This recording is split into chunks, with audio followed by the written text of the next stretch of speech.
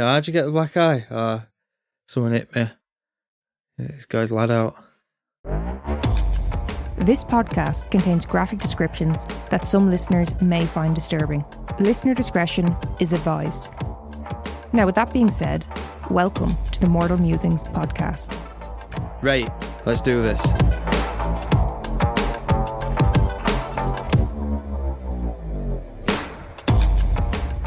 Question for you lads. So I don't know if I'm in the minority or Neil here, or if it's a 50-50 split. I've heard it's a 50-50 split, but people always seem surprised when someone's on Neil's side of the fence.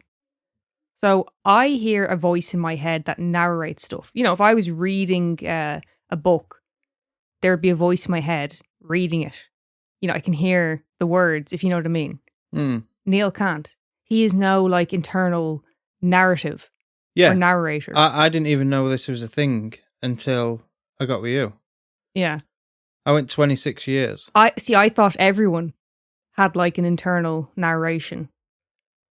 Apparently not. Neil looked at me as if I was mentally ill when I said that. No, I thought it was common. I bet some of our listeners are the same as me. There's nothing going up there. Nothing. Well, not nothing, but. Well, see, I heard someone say it was on social media, but he was claiming to be a doctor. And he said that you have one or the other. It's either a voice or it's all visual. Well, that's bollocks because I have both. And I have neither. Yeah. What is going on up there? In my head, It's just tumbleweed going past. Well, no, because I'd have to visualise that. But then again, my mind is like just a shit show. There's too much going on up there all the time. I just think words. I think lyrics. I think... It's more of a memory of something than an actual visual or kind of verbal thing. It's yeah. Because I remember years ago, I was rewatching Malcolm in the Middle, and there's a bit in it where Reese says like, "I just stopped thinking." Like Malcolm's like, "How do you just you're happy, aren't you?" And Reese says, "Yeah, I am." Yeah. And he's like, "He's just clear your mind, just stop thinking." Yeah. And Malcolm says, "How do you do that?" And Reese says, "You just stop thinking." And I said it to Neil, and he goes, "Yeah, I can do that." And I was like, people spend years learning to do that, to clear their mind and have peace. Well, and you just do it. If I am struggling, then I do a military trick. I do the box breathing. If you concentrate on box breathing, you'll clear your head. I've done breathing techniques to try and, calm anxiety and things like that. Yeah. But like just generally speaking, there's always a million and one things going on in my mind. You know what I mean? Yeah. And it baffled me when you said that you can just do that. Like, that's amazing that you're able to clear your mind. Just for listeners, if they want to try it and they don't know what it is, box breathing is, so you breathe in for 5 seconds, hold it for 5 seconds, breathe out for 5 seconds, and then hold it for 5 seconds. And just keep going. Take a few deep breaths. But you're concentrating on the 5 seconds. Mm-hmm. You'll clear your head. Yeah. No, I mean, like, it does work to calm a bit, but I've never got it to the point. And like I said, people spend years trying to master that. Yeah. Trying to be able to just basically relax. Yeah. And you just have this built-in capability. I think it's amazing. Yeah. Do you not feel really lucky that you're able to just... No, because I thought it was normal.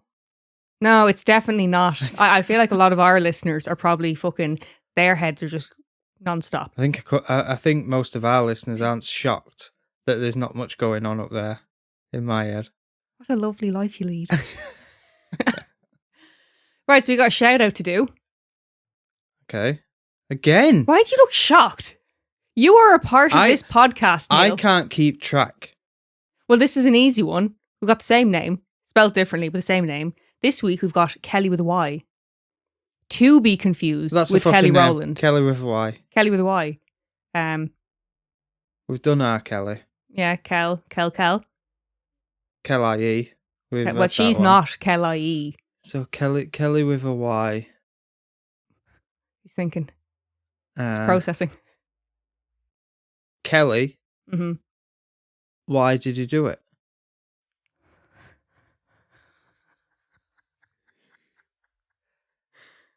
Okay.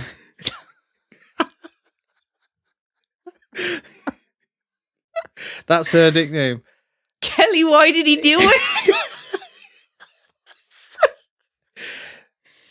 Did he do it? Did he not do it? Do you know what I'm doing here? I do know what you're doing, yeah. So thank you, Kelly. Thank you for your support. We appreciate you. Really appreciate it, Kelly. Why did he do it? So, what you got for us today? Today, Neil, we are talking about the disappearance of the Yuba County Five. Who? The Yuba County Five. Yuba. Yuba. Okay. You laughing at? It's the way you said it, as if like, I can't quite, can I? No, I don't know it. I didn't know if you were saying Yuba, Yubic, and I was Yuba. like, I don't know what either of them means. Yuba. Okay. Okay, just so we're clear.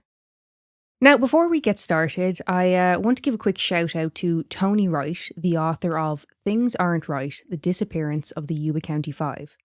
I got quite a bit of information for this case from his book, but if you're looking for a deeper dive into this case, I highly recommend you grab a copy. We'll leave a link in the description. Yes, absolutely. Yeah. It's alright, I'll do the marketing side of it. You're alright. You literally just think, oh, I just I have it linked and I'll read. Excuse me, I already have it linked in the sources, so go fuck yourself. Okay. You ready to get started? Yeah. On the 24th of February, 1978, Gary Mathias, Jackie Huett, Bill Sterling, Ted Weiher, and Jack Madruga set off to make the 50-mile trip to Chico, California. 4 of their bodies will be found in June of that year. One of the men's whereabouts still remains a mystery. Affectionately referred to as the Boys, they had all attended the Gateway Project and played for their basketball team, the Gateway Gators.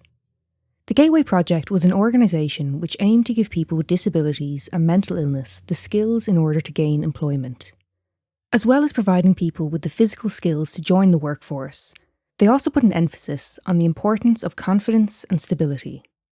Those who attended the Gateway Project were required to clock in and clock out in preparation for the punctuality needed once they found full-time employment. So let's take a quick look at each of the lads involved in the case. Ted Weiher, brown eyes, curly brown hair. Ted Weiher was born in Arizona on the 26th of May 1946 to parents Robert and Imogen Weiher. Now there's a bit of an age gap between his parents. His mother was just 17 when they married, and his father, according to records, was 50 years old. Just for our listeners, I was doing the people's eyebrow then. The people's eyebrow? Yeah, The Rock, he does the people's eyebrow. Oh, okay. As soon as you said 17, it's... So, his father is a few years older. He had previously been married and raised a family, but his wife had passed away in 1936. And Robert then went on to have 5 more children with Imogen: Dolores, Dallas Sr., Ted, Perry, and Dorothy. I wish we'd named Norman Ted. Ted's a great name. I do love it. He looks like a teddy bear.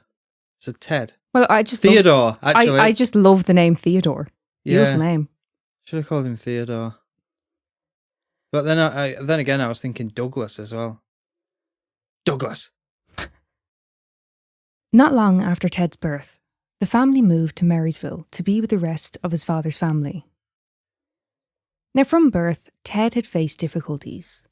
One of them being that his patella bones hadn't formed properly. Which bones are they? Basically his kneecaps hadn't formed properly. Jesus. So with your patella, it starts off as cartilage, and as you grow, it begins to harden. So I assume that possibly the growth was just delayed, as he did learn to walk just at a slightly later age. Right. But I don't know. I'm not a fucking doctor. And as Ted grew into adulthood, he was fond of a good walk now. He was an avid walker. We've started. You might say. We've started going on walks. I do like a good walk. Clears the head a bit. Yeah. But you don't need that, apparently. No, I do it for the fresh air. I don't know, it's just nice to get out. And sometimes we do it before we record to, like, wake us up a bit. Yeah. Get the blood pumping. Yeah. Yeah, you need to get the blood pumping before you sit down in front of a mic and start talking. Well, you do. You need to keep your energy up a bit, don't you? During his school years, Ted was subjected to cruel comments and behaviour due to his developmental disability. Ted struggled with some things in life. Something that may seem obvious just wasn't to Ted. Like when their house caught on fire, and Ted just couldn't understand the urgency to get out of the house. This resulted in his sibling having to drag him out to safety. Or when he was in the car with his sister Dolores, and she asked if there was any cars coming from his side. Ted told her no, and she proceeded. Unfortunately, though, there was a truck approaching. Dolores slammed on the brakes and asked Ted why he had told her it was clear to go. He replied that she had asked about cars, not trucks. Yeah, I was just thinking that. It's just very literal. Yeah, she asked about cars. Mm. She should have said, is anything coming? No, I'm with him there. And then that with the kids at school, it's no surprise. Like, Kids are assholes. Kids are bastards. They're horrible. They're cruel as they are clever, some of the stuff they say, as well. They're too smart for their own good. I mean, I hated school. I was so glad to see the end of it, do you know what I mean? See the backside of it. And then that's the other thing with social media. Like, if you get bullied at school, it doesn't end there. They carry on social media, so you're getting it at home as well.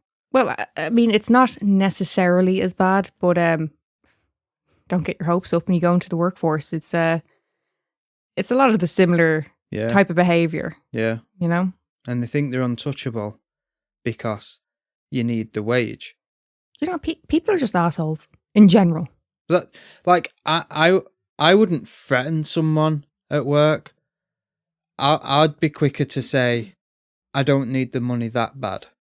Wind it in. Yeah, I know what you mean. Wind it in. Just so you know. Yeah. Yeah. Ted was great when it came to spelling and writing, but he excelled when it came to matters of an artistic capability. Looking back, his family believed that Ted was probably autistic, but at the time, it just wasn't that common to receive this diagnosis, and they themselves didn't really know much about it. But Ted did have a good support system in his brothers and sister, and friends who attended the same school. They were all said to have stood up for him on multiple occasions, even getting in fights in order to protect him. Ted was not an aggressive person, but it wouldn't take much for him to get wound up. His brother said, quote, "He didn't want to get into a rock fight with him.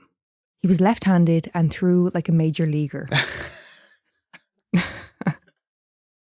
Ted even set a record at his school for softball. Quote, "He could throw it half a mile." It's them left-handed people, I'm telling you now, you know, as a left-handed person, I get like that weird bond with someone. I'm like, oh, you're left-handed too?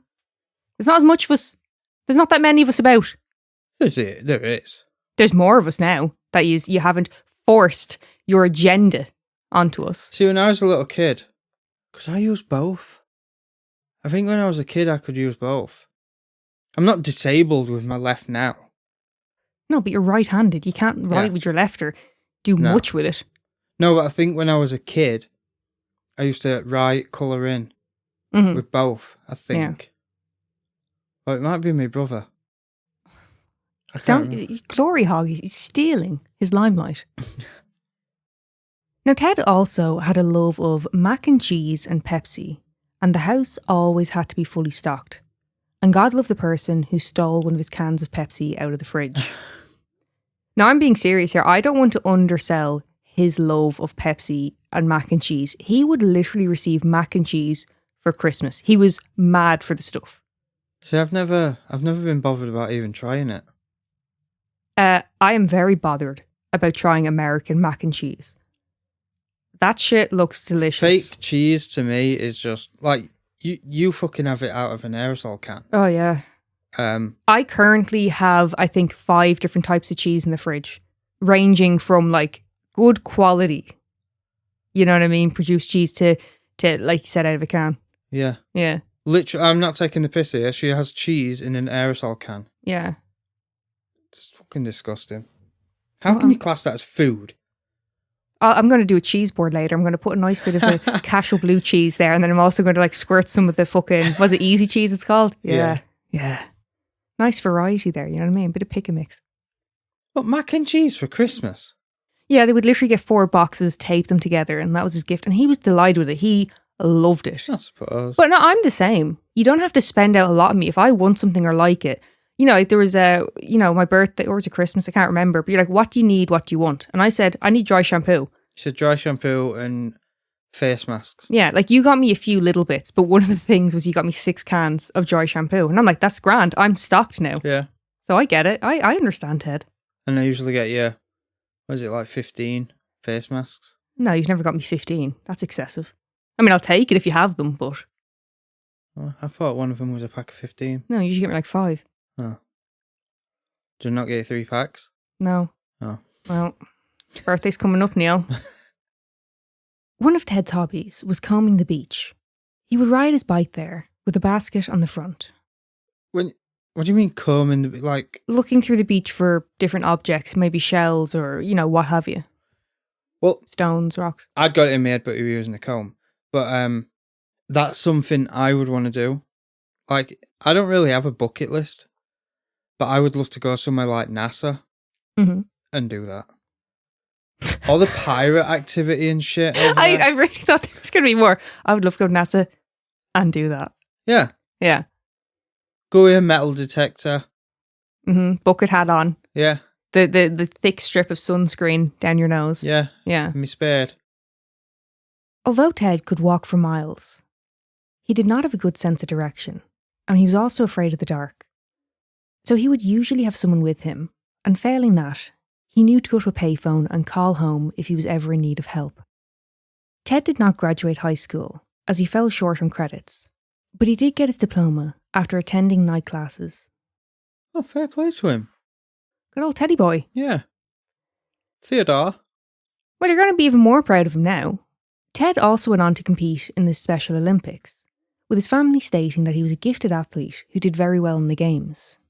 Oh, shit. As an adult, Ted worked various jobs.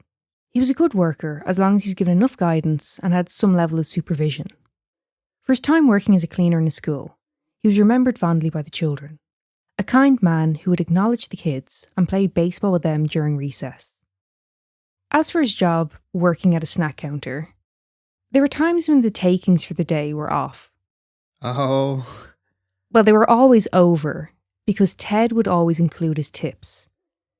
But that was Ted. He thought that if he was to take them, that would be wrong. He would be stealing. It was just something that Ted wouldn't have done. I thought that was going the other way. No, Ted would never rob. Next we have Jackie Huett. Green eyes, brown hair. Now his hair actually looked more dark blonde to me, but maybe I'm splitting hairs. Dark blonde hairs. Yeah. Brilliant. Jackie was described as being very loving, caring and funny, and was said to have hated speaking over the phone. Same, That's you. Jackie, same, yeah. That's you. I identify with Jackie big time. Yeah. He was one of 4, born to parents Jack Sr. and Sarah. Jackie was the eldest, followed by Connie, David and Tom. Jackie's father didn't actually get to meet his son until he was 2 years old, due to being stationed in West Germany. But when he did finally meet his son, Jackie didn't want anything to do with his father. He'd scream the house down as soon as his father came near. Oh, shit. Well, this concerned his parents, and they decided to bring him to the doctor. And they were told that their son was intellectually disabled. Probably not worded exactly like that, given the time period, but with this, his parents made a point of Jackie having the exact same experiences as his siblings. Whether it be hunting, camping or fishing, he was a part of every activity that his family chose to partake in. And he was said to have had a particularly close bond with his mother. His other hobbies included roller skating, mini golf, bowling and basketball. So he was very physically active, even competing in basketball at the 1977 Special Olympics, winning silver. So is that the connection? Are all these in the Special Olympics, so it's someone to do with the Special Olympics what's done all this? No, I've already said Gateway. Oh, yeah. Now, Jackie was a strong lad, and he didn't always know his own strength. Something that I assume might have been a bit daunting to his siblings, seeing as his father used boxing as a way for the kids to settle their differences. Do you want my opinion on that? Go on. I knew you'd have one. In a controlled environment, Mm-hmm. yeah. It's like, a lot of people disagree with it, but in America they have street beefs. You could have two people who are having a disagreement. It might be over a girl or money or anything, and they have a scrap Mm-hmm. in a controlled environment. And the whole point of it is they're not out there shooting each other. It's not escalating. They have a scrap, and then it's over. It's done. Whatever the beef is, it's done. Mm-hmm. So in that sense, I agree with it. I get what you're saying. If it's a way of de-escalating what could possibly happen. Yeah. But I don't think it should be the first point of resolution to box the head off someone. Do you get what I mean? Yeah. Agree to disagree? Yeah. Like, I'm just saying. So, like, if Jackie was my brother, yeah, I am not physically active at all, and I have the upper body strength of a fucking kitten. Don't piss him off then. No. But listen, right? My point being, they said he was very strong, and he was clearly very physically active. Yeah. Now, if me and him got into a bit of a spat over something, they're like, right, lace up. And I'd be like, fucking hell. I'd be done for. Yeah, just don't get into a disagreement with him then. Oh, okay. From the money Jackie had earned from his work at the Gateway Projects, he purchased a Yamaha motorcycle. Mm-hmm. I'm familiar. Although he didn't actually have a license. Now, he did have a few incidents with said motorcycle. There was a 6-foot-high fence in their backyard, which Jackie went straight through. As well as having a bit of a word with the family's above-ground pool. What Yamaha were it? I don't know. Oh. And you don't need a license to own a bike. Yes, you do. No, you don't. Yes, you do. No, you absolutely do not. In Ireland, you do. You absolutely do not. You have to have a license to use the bike. Okay, stop fucking... Do you know what it is? Out of the 5 lads, Ted was Jackie's ride or die. Not only was he his best friend, but a sort of protector of Jackie. Jack Madruga. Hazel eyes, brown hair. Jack Madruga was born on the 18th of June, 1947. He was described as being shy and withdrawn, yet fun-loving. A smart, sensitive person who was known to be kind. His mother stated that he was, quote, emotionally introverted, but also noted that he was her standby and gave him the nickname Doc for his constant quoting of Bugs Bunny. She described him as being neither a leader or a follower. He was responsible. He assessed the situation and would speak out if he felt he needed to.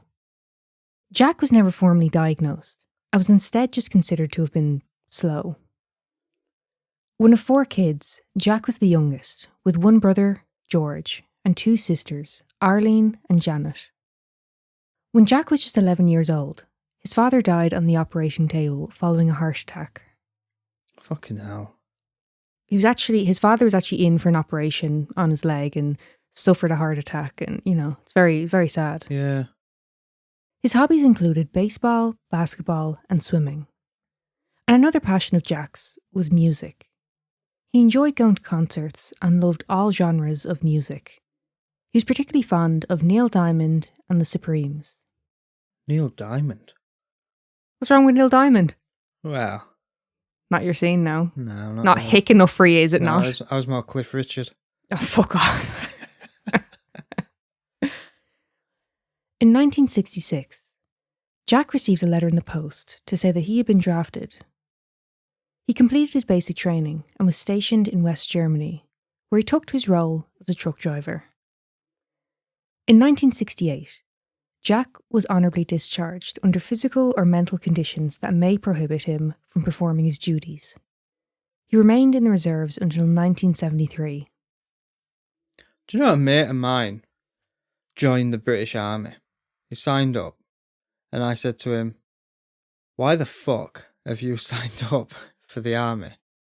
And do you know what his answer was? License. Yeah. Mm. To get my driving license for free. It's not that expensive. He was a tank driver. Like, I don't see many of them on the fucking M1. Yeah. You know? But I mean, he completed his goal. He got his license. He did. Yeah.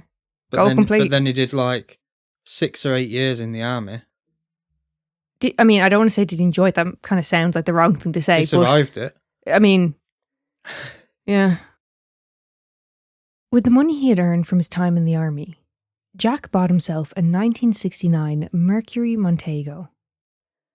And this car was his baby. He loved this car and he took great pride and care of it.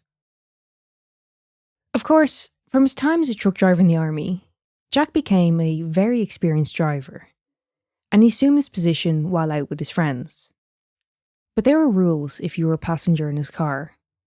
Number 1 was no backseat driving, and number 2, absolutely no beer. Well, I was going to say no eating. So when I had the BMW, I was very strict about food in it. But then there was one day I took the work lads to McDonald's. Mm-hmm. We'd been grafting. So we quickly drove to McDonald's, went through the drive-thru, ate in the car, and then drove back. 8? Oh, 8 in the car. I think there was 8 of you in the car.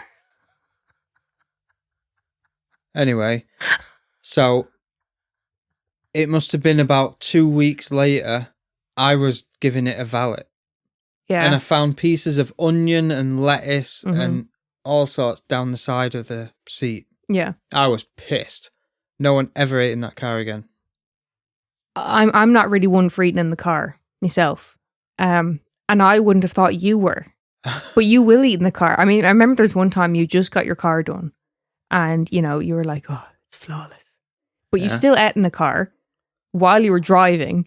And you're eating a sandwich, and every time you dropped a crumb, you're like, with your 2 fingers, just picking it up and putting it out the window. And it was like, just don't eat. What are you doing? You just ratted me out for littering. Yeah, it was a crumb of bread. I'm sure it's fine. Yeah, I've had sausage rolls. That's, I mean, the worst thing. Takeaways. Flaky pastry. In fact, we were driving to Wales one day. Yes, I remember. And that was when I was coming over here. Is this the tomato situation? Well, incident. I was eating a McDonald's. So basically, we were driving from Sheffield to Wales. About 3.5 hour drive. Yeah. And it was late at night and Neil stopped to get some food. He got McDonald's and he got a wrap. Now, Neil hates, I was about to say mushrooms. Neil hates tomatoes. Hate mushrooms as well. You do, yeah. But yeah, so he said, absolutely no tomato in the wrap, please and thank you. Yeah. Well, they decided to just ignore him and put a tomato in it. So as he was driving, I have to unfold this wrap, pick out the tomato, get my hands all dirty and gross in the car. Yeah. And we've still got like, an hour and a half to go. Yeah. And I'm just like picking this and it was, you know what I mean? It wasn't even like unwrapped. It was right there, pick it out. It was a fucking nightmare. And I spent the rest of the trip, dirty hands, upset. Just like, I don't know what to do. Just like holding them. And you're like a surgeon after they've fucking scrubbed in. And you're kind of like, I don't want to touch anything. Wasn't there another time I told you to take the tomato out and you spent all the time unraveling it and there were no tomato in it? Yes. Yes. Because you were paranoid after that incident. Yeah. In 1975, Jack sought help for his mental health. It's unknown if this was his choice or an advice from his loved ones. It was noted that Jack was very withdrawn and may need guidance in his life. The following year, Jack started a job as a dishwasher alongside Bill Sterling. Bill Sterling, blue eyes, black hair. Bill Sterling was born on the 5th of April 1949 to parents Jim and Juanita Sterling. Bill was one of 4 kids, a brother named David and twin sisters, Deanna and Debbie. Bill seemed to be someone who was fairly private and liked to keep to himself, but those who did know Bill spoke of his kindness. Between the ages of 8 and 19, Bill had spent time in 2 different mental institutions. It's not known if this was a block of time that he spent there, or if Bill was in and out of hospitals. but it was said that he was sent there so he would not be a threat to others. During his time in the institutions, Bill was said to have been involved in confrontations with other patients. Now, these confrontations were particularly violent in nature, with staff noting that if there hadn't been intervention, this could have been fatal. Oh, like he proper loses it. Well, we don't know the full backstory of what had happened, but Bill's mother would later speak on the matter, stating that the confrontations was between Bill and someone who had possibly sexually assaulted or sexually harassed him. Right. And the institution where this occurred was known to house particularly dangerous individuals, and their staff levels were incredibly low. Aren't they all? They all are, aren't they? Yeah. His mother stated that Bill had been living with her since the age of 19, but it's unsure if he ever received any additional treatment during his 20s. She said that they didn't have any incidents during the period that Bill had lived with her. After graduating from high school, Bill found employment as a dishwasher in a restaurant at the Beale Air Force Base. He would become friendly with the airmen there, but his mother was not too keen about his new relationships. Why? She said that they would take advantage of her son by getting him drunk and taking his money and, just so exploiting him. Getting him drunk and using him as like entertainment. I assume using him as piggy bank. Okay. From the sounds of it. He ended up leaving this job on advice of his mother, and he started a new job where he would work alongside his good friend Jack Madruga. Oh, I've heard of him. Are you taking the piss? I don't know if you're taking the piss or not. Bill was a member of the Pin Pickers Bowling League, and he also loved to go for walks. His mother said he could easily walk 9 miles in a day. That's a fair bit, that. It is. It's a good walk. It's a grand stretch. Yeah. Now, although he did not grow up in a particularly religious household, it seems Bill found some comfort in religion. At the time of his disappearance, he was a member of the Community Church of Marysville and was said to have read Bible passages to other patients while in the institution. Do you know that to do with, I get the whole, faith and comfort from religion. But don't it put the fear in them as well? Like, oh, if I do that, I'm going to hell. If I do that, I'm going to hell. Yeah. What are you getting at? So, like, how did you word it? It gave him what? Comfort. But it gave him comfort knowing if I do that, I'm going to hell. I think the way to look at it, I mean, neither of us are religious, but I think the way to look at it is that it's the comfort in knowing there's a standard, afterlife. A set of rules to follow. It's you have that guidance for you. Okay. Gary Mathias. Brown eyes, brown hair. Gary Dale Mathias was born on the 15th of October 1952. He was born to parents Garland and Ida in Scotia, New York. Gary was one of 4 children. He was the eldest, followed by Sharon, then Mark, and Tammy. Gary was actually the one to name his youngest sister, and was after his love of the song Tammy by Debbie Reynolds. Don't know it. Troubles in his parents' marriage led to his mother Ida leaving the family home in August of 1956, and with her kids in tow, she headed to her family in California. Their marriage would end in divorce sometime around 1960, and Ida would later remarry a man named Robert Clough. Clough. Clough. Okay. It's not spelt like that, but Clough. During his childhood, Gary was a big fan of the kids' TV shows Howdy Doody as well as Superman. If he wasn't happily parading around the house in his cowboy costume, he was imitating the stunts of Superman, which this resulted in a trip to the hospital after Gary jumped off his great-grandmother's house and was confined to a body cast for the best part of a year. Fucking hell. That sounds like some shit you'd do. Well, I was more Ninja Turtle or wrestling. I was Spider-Man. I was obsessed with Spider-Man. I had the full outfit and everything. Oh, I had like a plastic tortoise shell. Mm-hmm. Well, it's not a tortoise shell because the turtle shell. And my brother had the same. He had the big stick, and I had the two swords. And yeah, that was a Ninja Turtle days. And then wrestling. I think I've said it before on the podcast. I went to jump off the sofa. Oh no, I climbed up the sofa onto the back of the sofa, and I stood on it as if it were the top rope. And my brother pushed me off it, and I smacked my head off the radiator. No good. Concussion number 1. Ding at the counter on there.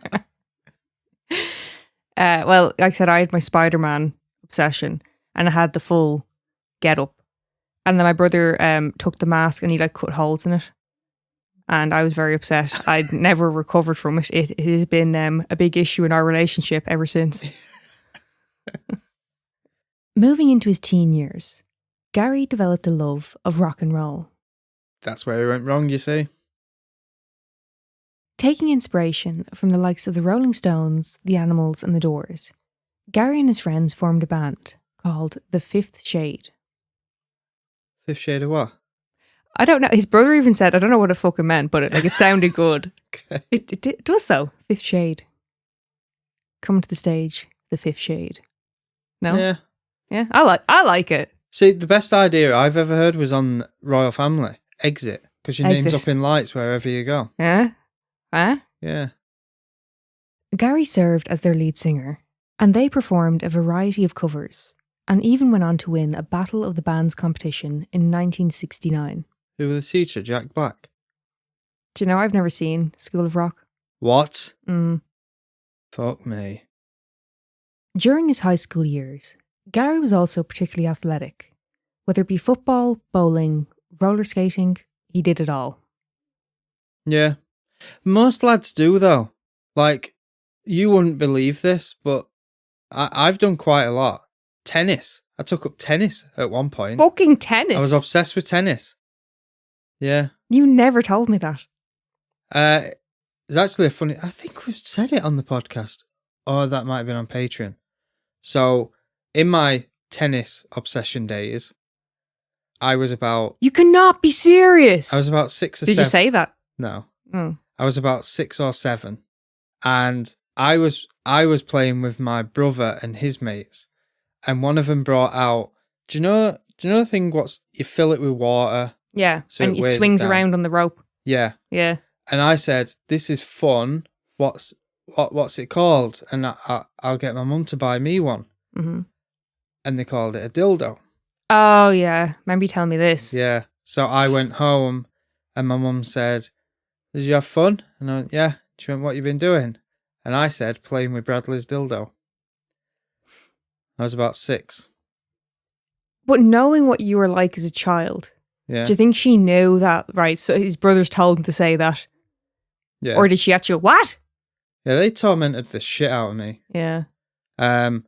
Again, when I was about 6. This is how young I was. I wasn't on a push bike. I was on a tricycle. One of them little tricycle things. That's how young I was.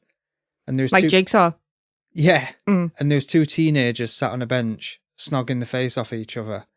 And they told me to go up and say, when's it my turn? And I did. That's just creepy. And I remember the teenage lad was like, get out of here, you little shit, before I kick your head in. What'd you do, kick him in the shins? I rode off on my little tricycle. See, after that rejection, that's when you became Jigsaw. Did I? That's when the makeup, that was your villain origin story. Okay. Yeah, it's the first time my heart was broke. After graduating from high school in 1971, Gary enlisted in the army and was stationed in West Germany. It was during his time in the army that Gary was diagnosed with schizophrenia. And in 1972, Gary was sent back to California for treatment after he was suspected of drug abuse. In January of 1973, Gary was reported as going AWOL from the army. By November of 73, Gary was discharged from the army. Although Gary received treatment for drug abuse, he did not receive proper treatment for schizophrenia until 1975. Of course, without adequate care and treatment, schizophrenia can wreak havoc on a person's life. But Gary's brother Mark said that his mother and stepdad were active in caring for their son. Quote, "They dealt with more than most parents deal with in a lifetime. It was always something, but they were there 100%. Now, as a young lad, Gary did have a few run-ins with the law, but overall it just seemed, like the dumb shit teenagers do. But in 1973, Gary was arrested after he was reported for attempted rape. Ooh. On the 3rd of February, Gary stopped by his friend's house, and as they sat watching TV, Gary decided to get up to use the bathroom. After a while, and Gary still had not returned, his friend went to check on him, but he was not in the bathroom. Gary had entered the bedroom, where his friend's wife was sleeping. He was laid on top of her, touching her breasts. Upon discovery, Gary jumps up and flees the scene. Later that day, he's found in his parents' home and taken to the police station. Now, while being held by police, Gary gets into a bit of an altercation with officers. Gary was said to have been causing a bit of a disturbance, so officers approached him to calm the situation. But when they get to his cell, he's naked, and as they open the door, he just fucking legs it. I'm getting... Butt naked? I'm getting flashbacks to Richard Chase here. Yeah. You gotta be very fucking careful tackling him. Well, you tackle that. This is the thing. So he runs down the hall, and as officers catch up to him, he boxes the head off one of them. He turns and just fucking lamps him. Yeah. I'm not laughing. Well, I am. it's the naked man aspect of it, Like, how do you tell your mates that? How'd you get the black eye? Someone hit me. This guy's lad out. Well, there was multiple officers as well to restrain him. Yeah. You know what I mean? Yeah, but no one wanted to touch him because he had his lad out. Well, they had to, Neil. It's a good defence mechanism, really. If you think about it. I should have done it when I was boxing. Got in the ring and just pulled my shorts down. No. Go on, come at me. Come on then. But like I said, they were able to restrain Gary, and they asked him why he had done this, to which he replies, quote, "I don't like fucking cops, that's all." Yeah. On the 21st of May, 1973, Gary was sentenced to 6 months for battery of a police officer. The charges of intent to commit rape were dropped. In December of 1973, Gary was reported to have been prowling outside the house of a woman. Now, it's possible that Gary and this woman had previously been in a relationship. It was reported that Gary told the woman's 3-year-old child, quote, "I thought I'd kill you once, but I'll do it again." He's not well, though. Exactly. It's kind of, the molesting of the woman and all. It's horrible, but he's not being treated. Yeah. Like, we've been through this with your man on the bus. Just goes to show the treatment and the medication, how important it is. And I think it's important to always have compassion for someone who's not well, and also remember that, just because someone has done a bad thing doesn't make them overall a bad person. Particularly when they're not well at the time or untreated. Yeah. At approximately 2 a.m. on the 20th of July, 1974, Gary was arrested following a traffic incident. He was driving a 1963 red Plymouth sedan with Oregon plates. There was damage to the headlights and tail light. This vehicle had been involved in a hit and run of another vehicle. Now, during questioning, Gary was said to have become aggressive, repeating the word fuck over and over again. He also said to officers, quote, "Fuck you cops, you are all motherfuckers." See, the police wouldn't think of it, think anything of it, because anyone would say that to him. Yeah. Like, you're not going to particularly like the person who's detaining you, are you? No. The thing is, you've got to remember, at some point, if they're detaining you, at some point you're getting in them cuffs. Do you want your hands in front of you or behind you? Exactly. Exactly. You give them too much attitude, your hands are going behind you, mm-hmm. and they're going on tight. Mm-hmm. Your shoulders feel like they're ripping out the socket. So... less of the motherfuckers, Gary. Yeah. In 1975, Gary decided to enroll in college, but he struggled to keep up, which led to him failing classes. Fearful of the reaction from his father, he decided to head to Oregon to visit his grandmother. That's actually the car he was driving, the Oregon plates. It was her car. I was going to say, why was that important? Well, it was just because that car had been spotted for the hit and run and he was driving it. That was like Nathan with his thick glasses. It had to be said. So, he went to Oregon to visit his grandmother. 5 weeks later, Gary reappears at his parents' home. And he looked out of sorts. He told his family that he had survived on milk that he had stolen and dog food. I used to steal milk. Elaborate. So I had a paper round when I was a kid. And there was this one house. The guy who lived there was an arsehole. And he had about 10 cats. So he used to have shitloads of milk delivered every morning. Okay. So I'd either get it from him. Yeah. Or I would leave my house at the exact same time every time I was doing the paper round. And the milk float would go past on this bend and he'd stop and he'd go to deliver milk. And I'd just grab a bottle and drink that on my round. Thirsty work. Fucking what? I had 2 rounds. Bet you were raking it in. But no, because I had my regular one and then I had the Sunday one. Have you seen the thickness of them Sunday papers? They're fucking heavy. I thought there was going to be some reference to Nathan's glasses to do with the amount of reading. In April of 1975, Gary was in a spot of bother again. On the 25th of April, Gary broke into the home of a couple. After hearing a noise, they ran into their bedroom to find Gary stood there. He tells them, quote, "I want my ring. I'm looking for Satan. He's got my ring." Oh. Now, they managed to scare him off, but he didn't go far. Police found him lingering in the couple's backyard. When they asked him for his ID, he was unable to produce it because, as he put it, he had torn it up so no one could steal it from him. He did provide them with information, and when they asked why he had done this, he told the officers that he was the landlord and he was there to collect their rent. Gary later told the officers that the voices in his head had told him to do it, and that he didn't mean to harm anyone. It feels so bad. That gets you a bit.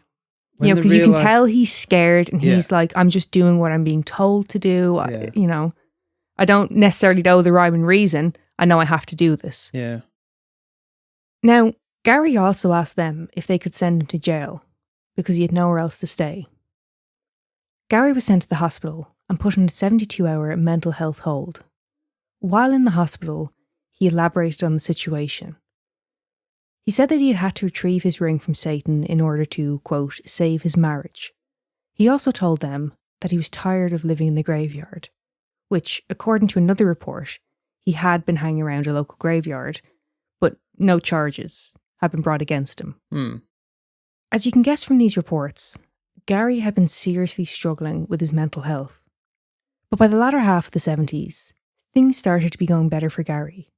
He had started working for his father's lawn care business, and he'd also become involved with Gateway projects.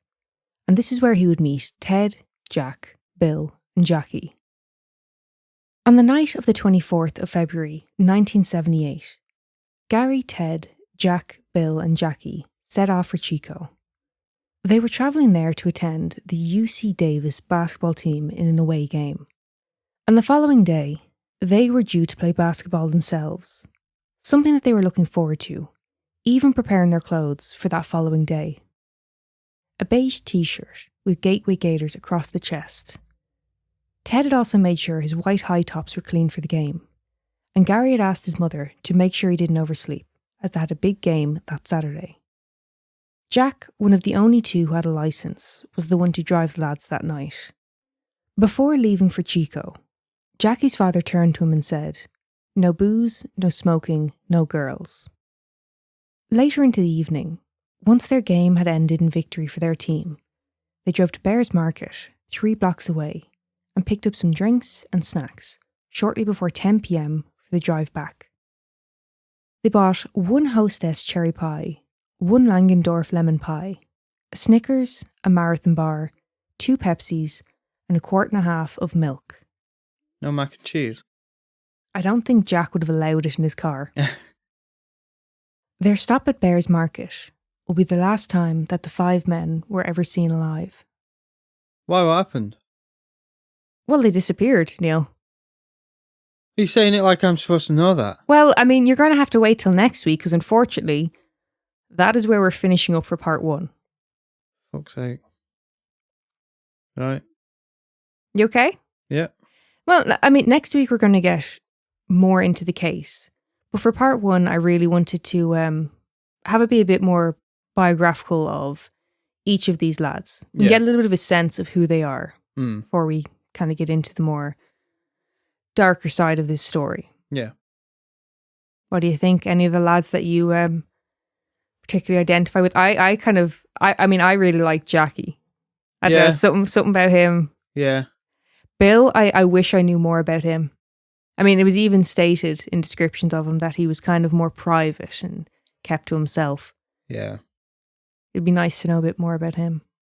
I won't be fond of the mac and cheese. I love a bit of Pepsi as well.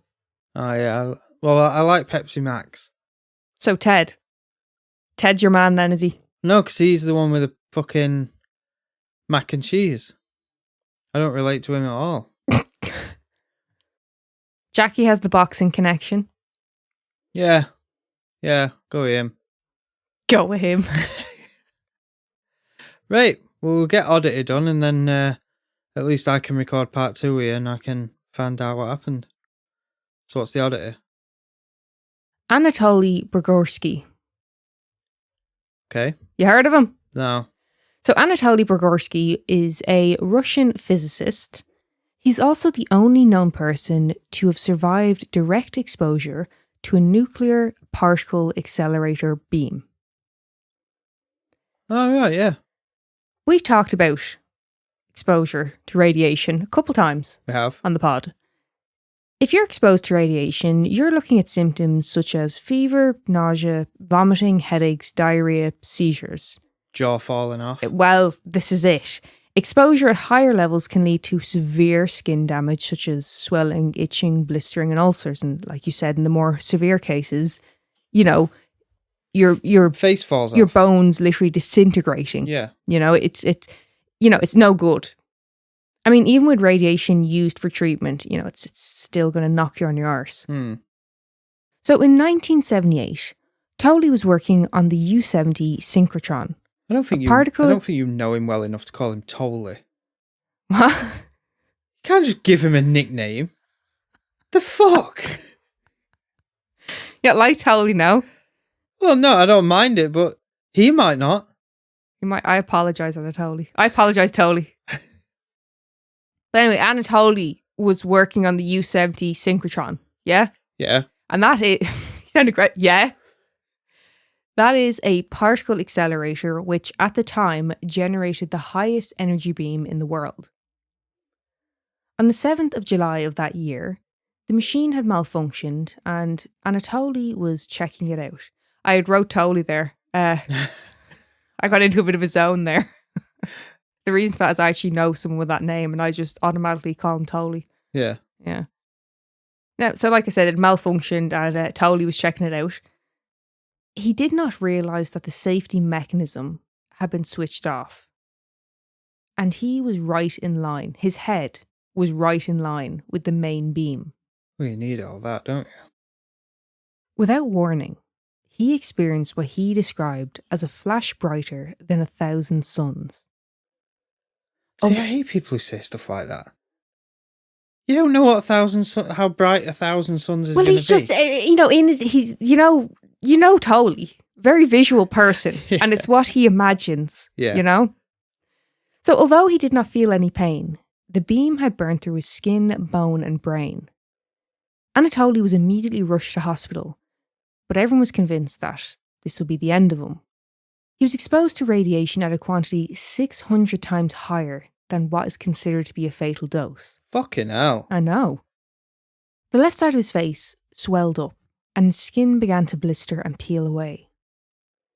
It's thought that the reason Anatoli may have received such a high dose of radiation and still been able to survive is because, yes, it's an extreme level of exposure, but it was also all at once. Compare that to others who experienced a more slow, gradual exposure that would affect their entire body. Yeah. So Anatoli did survive this, and his skin would heal, but it also didn't age on the side that had received the radiation. His face, like that side, left side of his face is kind of just, it's like it was described as kind of frozen in time, essentially. We are not condoning anyone using this as skin treatment. No, lads, I wouldn't. For anti-aging. No, just stick to the sunscreen. That'll do you. Bit of moisturiser. Never hurt anyone. Retinol. Just going to name different. So like I said, the left side of his face hadn't aged, but it had also been left paralysed, and he had lost hearing in his left ear. And occasionally he will now suffer from seizures. The damage caused hasn't affected his intellectual ability, but he had noted that he becomes fatigued more quickly from mental work. After his recovery, Anatoli did get his PhD, and he's said to overall be in good health. And this year, Anatoli turns 83. Happy birthday, Toli! Again, he might not enjoy being called that. You're right. Have some respect. You're right, and I feel like that's very disrespectful. I have a name that people just call me whatever the fuck they want, really. Yeah. It doesn't really bother me. Gobshite. But do you know what it is in my mind? I always shorten people's names on the podcast. And then, obviously, with our listeners, when we do a shout out, we always take the piss and just bastardize your name. Well, that's what they want. I hope if Anatoli, if you're listening, if you're a fan. Tolls. I hope you're enjoying this. If not, I apologise, Anatoli. Tolls. Hey, Tole. Anyway, what do you think of that? Old Tole over there. Getting his face blasted. It's crazy. Yeah. Pictures, I'll show you. Nah, I'm good. We're gonna have some bacon later, I want to imagine it's fucking Tolls' skin flap. Yeah. No good. No. Thank you so much for listening. Find us on Patreon, TikTok, Facebook and Instagram. If you have a case suggestion or maybe even your own story, email us at mortalmusingspodcast@gmail.com.